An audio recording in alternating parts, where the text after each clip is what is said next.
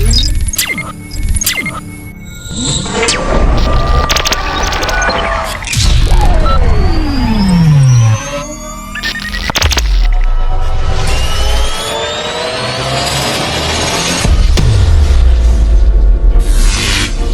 yan, na lagyan na natin ng makapal na wire. Ayan o. So positive at negative. So ito yung positive, yung dilaw. Negative yung ground. So yung itim. So ngayon pwede na natin itong tapean, pero mamaya na. So muna natin gawin is linisin lang muna natin yung ilalim, dahil mamaya meron yung mga copper wire at pag binuksan natin yung ating supply baka magsabog-sabog. Imbis na may bago na tayong tools ay magiging bato pa, di ba? So ayaw naman natin yun. So, kaya ayusin lang natin yung ating pwesto. So ngayon meron na yung wire, pwede na nating i-stand yan dyan, pwede na nating i-fix dyan, nakaganyan siya dyan, nakapix na yan siya dyan, pwede yan. So mas gusto ko yung mga gantong style na ayan, ganyan. Mas gusto ko na nakaganyan siya. Pati baliktad pala, ganyan, yan. So, mas gusto ko na igaganyan ko siya para nakaigayan siya dyan. Nakahiga siya dyan, para yung pan nagmo-blower siya papunta dito, tapos yung hangin aalis naman pag ganun, kasi ito palabas yung hangin niya, tapos yung dito sa pan na to papasok, kaya mas maganda yon. Tapos pwede na nating wiringan yung ating boost converter. Puputulan lang natin ito ng konti. Ayan, putulan natin. Yun. Putulan natin. Tapos hatiin natin yung wire. Tapos balatan natin. Ayan. Tapos yun. Ayan. Parang masyadong mahaba yung ating nabalatan, so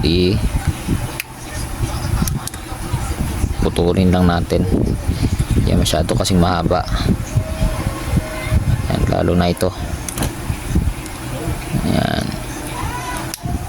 Yun. So ito, kunin natin yung boost converter. Ito, tapos yung screwdriver, ito na. Tapos yung input nya nakalagay yan dito. Ito yung in, yan, zoom mo, yan, ito yung input, yan o, nakalagay yung in positive at in negative. Gawin natin, ayaw matanggal ang kagwang. So dahil namamasahin kamay natin, so baka mamaya maapektuhan ito, magka-gloves tayo.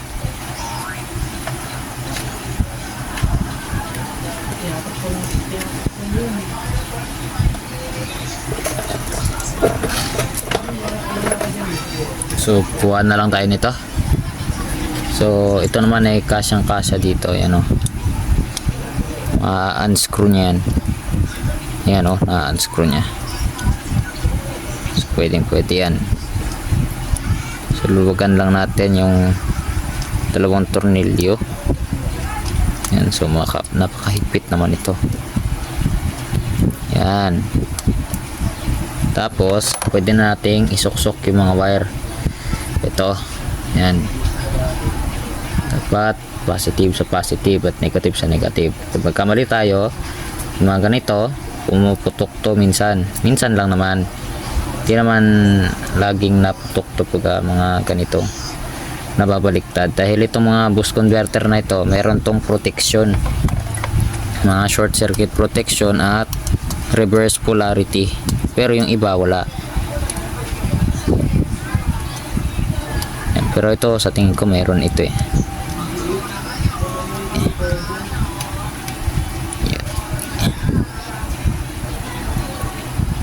Yun, tigas na. So dapat pag mga bench power supply na maabot ng mga 8 to 10 amps yung inyong output na current, dapat makapal na wire ang inyong gagamitin. Yan, so pwede na yan.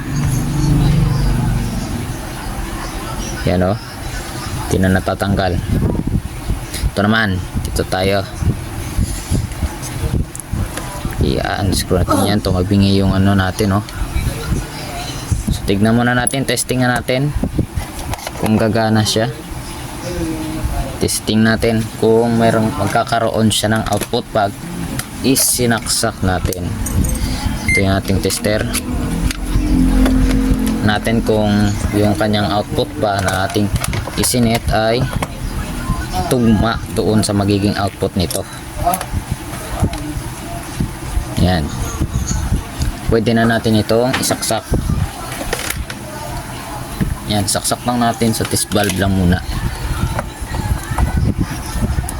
Yan, so isaksak lang natin sa test valve o natin.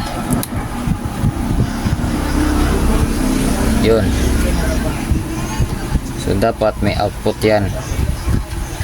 Mandar na yung pan.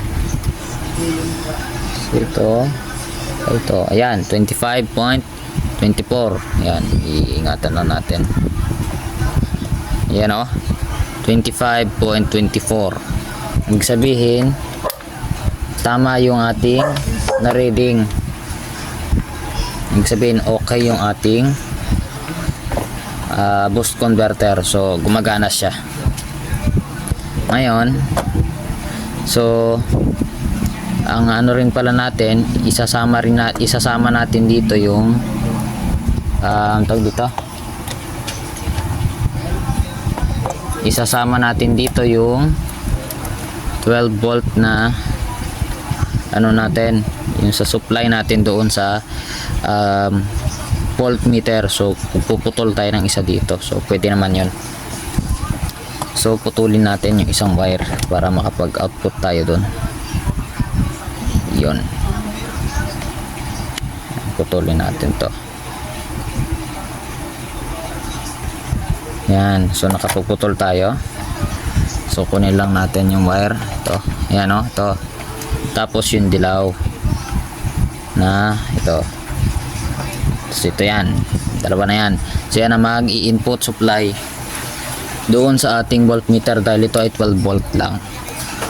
Tapos ito yung 24 volt, so medyo delikado na yun sa magiging input natin doon. So baka mag-over ano siya, voltage siya doon, baka pumutok pa, kaya mas magandang low voltage lang. So ito, pwede na natin tong ilagay dito. So ano lang muna natin, tak lang muna natin yung tanggal. So itatak lang muna natin para wala yung mga dumi. Stay put lang muna kayo dyan, at pagka na-wiring ko yung voltmeter dito sa kanyang wirings doon sa may tawag dito, para doon sa kanyang input supply para gumana siya, ay babalikan ko kayo. Tapos na natin yung ating bench power supply. So ito na siya, so buo na. So mayroon tayong blower. Ito na yung ating ito na yung ating banana plug socket. So hindi ito yung talagang binili ko na version, pero okay lang. At ito, yan, ito yung ating potentiometer. Wait lang, yung ating palang camera ay yan. So yung ating potentiometer, ito na. So ito yung para sa voltage, ito yung para sa current. Yan. Yan sila. Ito yung voltmeter natin. Tapos may tornilyo. Tapos nandito yung ating control. So meron yung fuse. Meron tayong rocker switch. At ito yung ating plug. Yan. So subukan nating saksak. So nakasaksak na yan. Ayan o, saksak na. So hindi pa siya gumagana. Umayat ka lang. So dahil hindi ko pa in-on yung ating Paano may laman sa testing area. So on ko na. hindi ka kumanang Nangyari. Ay, wala naka-on yung ating sa likod. So on natin. Huwag ka na magsalita. Iyon, mandar na. Umandar na yung kanyang pan. Salita na ano ko para. Ayan o, sumandar na. Dapat may umaga ginaganito. Parang ang tinekerate. Tapos pati dito. Umandar. Ayan o. Pakinggan ninyo ha, papatayin ko ulit. Pag mo tong langis natin. Bubuksan ko.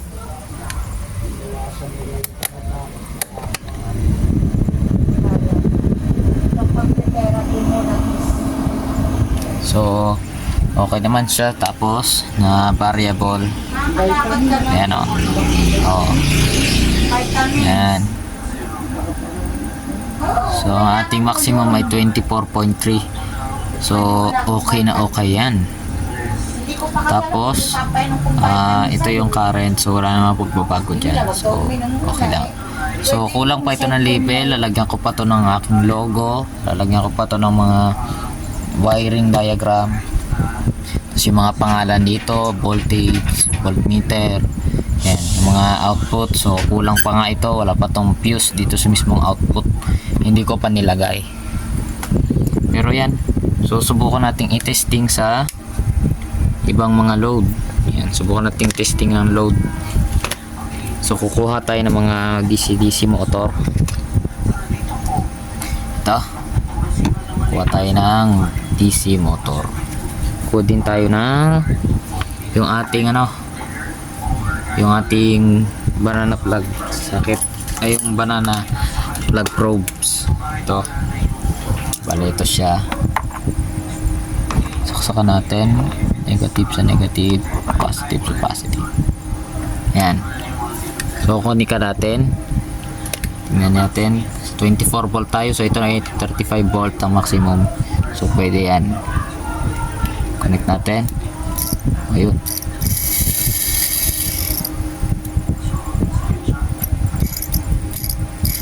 Yan o, nag-i-spark. Ibig sabihin, bumubuhay siya. Ayun. Yan, so yan, nabuhay na siya. Yan, so nasa 260 milliamps yung ating nare-reading. So babaan natin yung voltage. Babaan.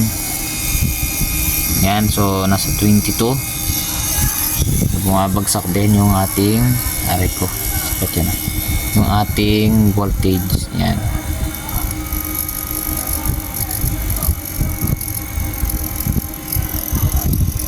Yan. So, gumagana. Todo na yan ha. Todo na yung kanyang current. Todo na yan. Yan. 24. Takas yan. So, babaan natin yung mga current at mamaya pumutok tayo.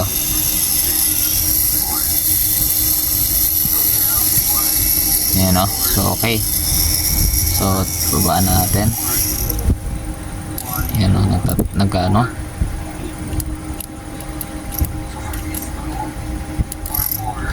So, nag-spark siya. Ibig sabihin, gumagana. So, nasa 24.4 pa rin tayo. So, kuha pa tayo ng ibang motor. So, meron tayo dito motor. Dito. Ito. Kuha tayo, kunin natin itong motor na ito, itong malaki. Yan, to. So ito ay 555 motor na 12 volt. 12 volt lang dapat to.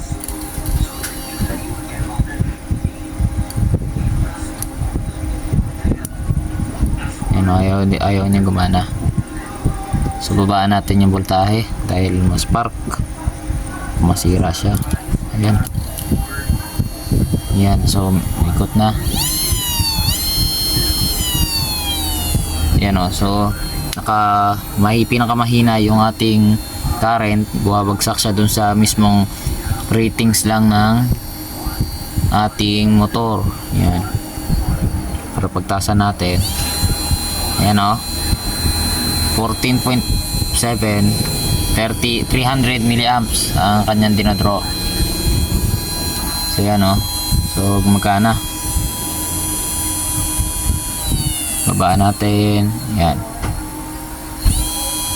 Yan. So umikot. Okay. So gumagana yung mga motor natin. Ito naman. So ito ay 12 volt din.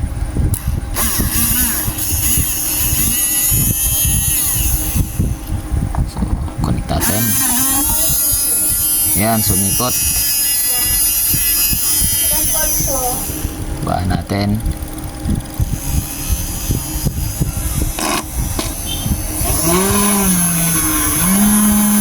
Yan.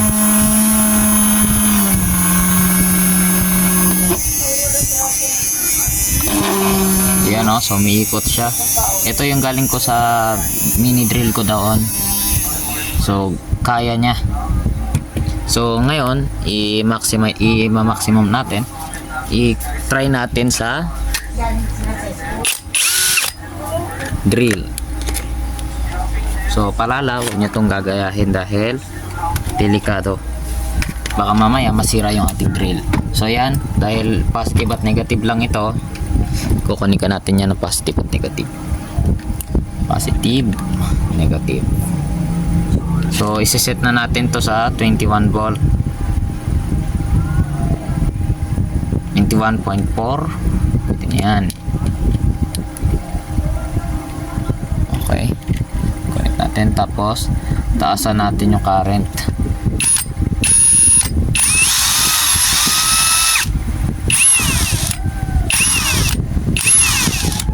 Yan. So hindi niya kaya. Ayan o. Hindi kaya ng ating bench power supply. So hindi naman natin ito pwedeng taasan. Ayaw. Hindi niya kaya. Taasan natin yung voltahe. Break natin sa 21.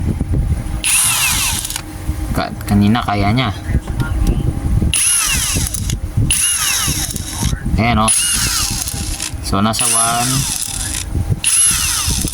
Ayan o, ayaw. So, ibig sabihin, hindi niya kaya yung ating device. So, kasi pag naka-battery ito,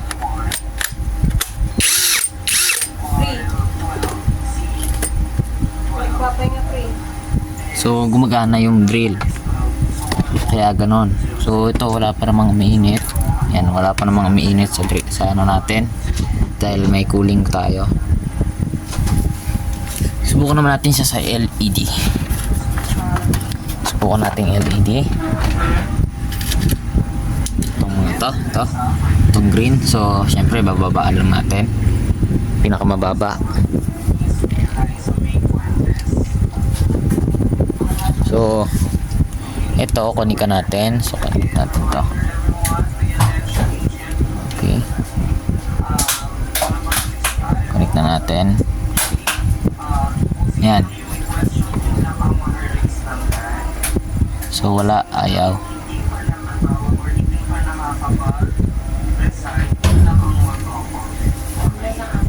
Yan, so umiilaw na. Arik.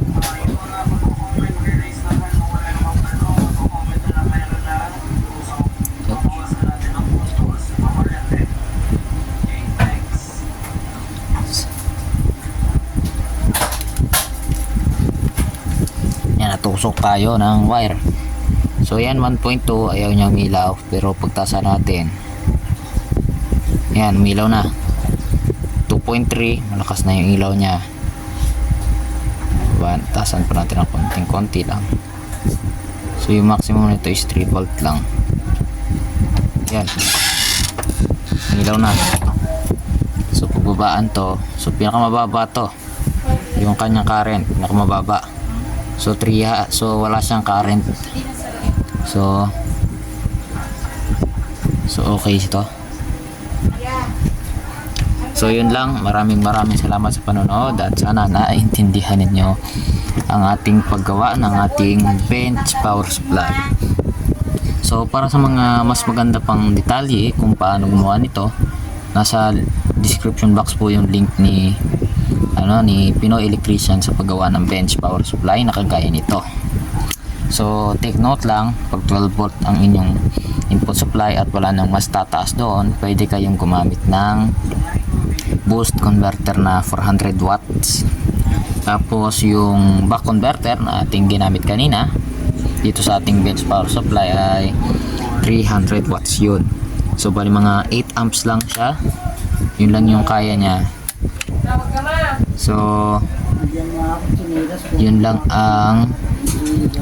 ang masasabi ko para magawa ninyo kung sakali mang 12 volt lang. Pero sabihin natin 19 volt, 20 volt or 24 volt ang inyong input sa sa kanyang voltage, kahit wala na, kahit yung back converter na lang ang gamitin ninyo. So wala namang problema doon. So yun lang, maraming salamat sa panonood. Sana natutunan ninyo ang paggawa ng bench power supply at huwag kalilimutang mag-subscribe, mag-like at mag-share. At higit sa lahat, pinutin ang notification bell para lagi kang updated sa ating mga bagong videos. So yun lang, maraming salamat sa panonood. Bye bye.